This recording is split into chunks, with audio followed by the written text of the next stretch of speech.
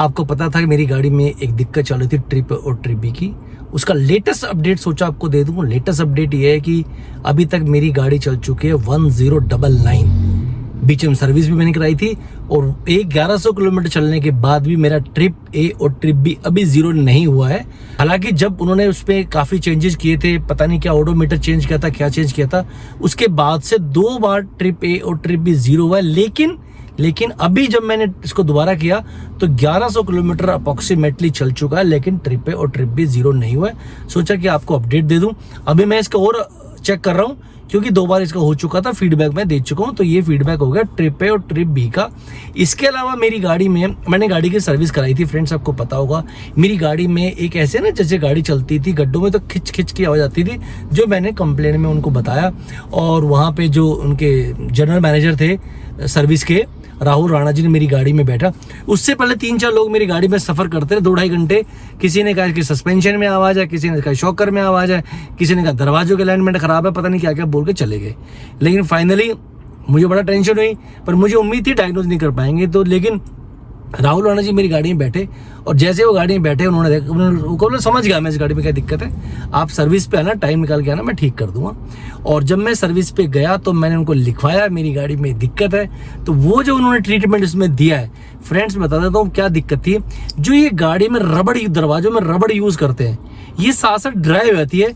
Dry होने का मतलब जब ये गाड़ी चलती है गड्ढों में तो ये दरवाजे के लोहे से रब करती है, मतलब रब करती है, और ये खिंच खिंच खिंच की आवाज़ साउंड आती है जो बहुत ही बुरी लगती है सुनने में।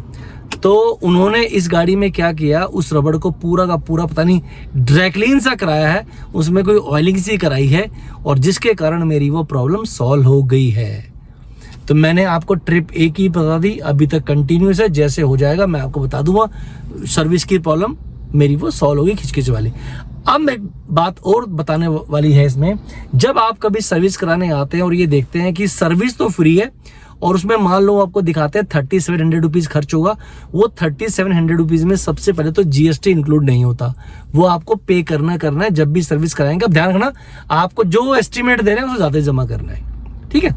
जीएसटी इसमें इंक्लूड नहीं होता। और क्या क्या इंक्लूड होता है इसमें, सिर्फ 6 लीटर इंजन ऑयल कवर होता है, इंजन का फिल्टर कवर होता है, और इसके अंदर आपको एसी का फिल्टर वो कवर करते हैं। ये 3 चीज इसमें कवर होती है। और तो और DEF अगर गाड़ी में डलता है तो DEF भी वो इसमें काउंट नहीं करते हैं। 3700 बेसिक का प्लस जीएसटी, और अगर आपकी गाड़ी डीजल की है तो उसमें टॉपअप होने के लिए कुछ ना कुछ उसमें डलेगा, यानी कि DEF डलेगा। मेरी गाड़ी में 10 लीटर डाला तो यानी कि जीएसटी और DEF ऐड कर दीजिए। अब मेरी गाड़ी चल चुकी थी 20,000 किलोमीटर। 20,000 किलोमीटर में भाई क्या हुआ कि इसका जो एयर फिल्टर होता है वो काफी खराब कंडीशन में था, तो वो मैंने एयर फिल्टर चेंज करा लिया, 800 रुपये वो हो गए। तो ये चीजें ध्यान रखना, ये जो एस्टिमेट देते हैं सिर्फ 3 चीज जो देते हैं, 3 या 4 चीज होगा।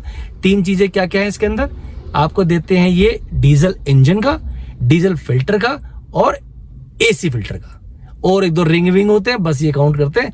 और आप सोचते हैं 3700 में सर्विस हो जाएगी।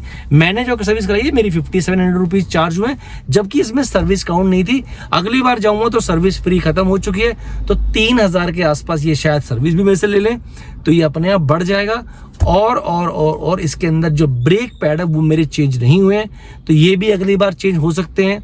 10-30 हज़ार किलोमीटर चलने के बाद चारों में से कोई सा हो सकता है, तो वो भी एड ऑन हो जाएंगे। तो मुझे उम्मीद है कि मेरी जो सर्विस होगी नेक्स्ट वो 8 से 10 हज़ार के बीच में मिनिमम होगी। तो आप भी जब जाएं तो एस्टिमेट ना देखें, व्हील बैलेंसिंग और व्हील अलाइनमेंट भी आपका ऐड कर सकते हैं। मैं सिर्फ बेसिक चीज़ों की बात कर रहा हूँ। 8 से 10 हज़ार रुपये खर्चा आएगा जो हर सर्विस पे चेंज होना है। ये मैंने सोचा आपको अपडेट दे दूं। तो ये सर्विस महिंद्रा का जो भी है आपको मालूम पड़ेगा, ट्रिप ए और बी का भी और सर्विस में भी, कि आप सर्विस कराने जा रहे हैं तो कितने पैसे खर्च होने हैं आपके। और अगर आपके पास कोई गाड़ी ऐसी है जिसमें इकोनॉमी मोड या जैसे मेरी गाड़ी में जिप मोड है, अगर इन मोड पे आप गाड़ी चलाते हो सिटी के अंदर जिप पे या इको मोड में, तो आपकी गाड़ी में 1.5 से 2 किलोमीटर पर लीटर की माइलेज बढ़ने के चांसेस हैं। मैं अपनी गाड़ी को चलाता था जैप मोड पे, यानी कि सिटी मोड पे, स्कॉर्पियो एन की बात कर रहा हूँ। हो सकता है आपकी गाड़ी में वो सिटी मोड हो, मेरी में जैप मोड है। अगर आप सिटी मोड पे गाड़ी चलाते हैं, ज़ैप मोड पे चलाते हैं तो माइलेज कम आती है। अगर उसको आप इको मोड पे कर लेते हो या जिप मोड पे कर लेते हो तो 2 किलोमीटर का फर्क पड़ रहा है मेरी गाड़ी के अंदर। सिटी की बात कर रहा हूँ, जो भीड़ भाड़ में बात करता हूँ। तो ये भी आपको फीडबैक मैंने दे दिया है। तो ये छोटे से इनपुट्स थे मेरे 2-3, सोचा कि आपको दे दूं। और बहुत जल्दी ट्रिप व्रिप का भी नवंबर में या दिसंबर में प्रोग्राम बनाएंगे, वो भी आपसे शेयर करेंगे हम जल्दी। और उम्मीद कर रहा हूँ कि आपको मेरे ये इनपुट थोड़े वैल्यूएबल लगते होंगे। वैल्यूएबल लगते तो लोगों को शेयर करना friends. Thank you very much for watching Kaushik vlog. जय हिंद, जय भारत।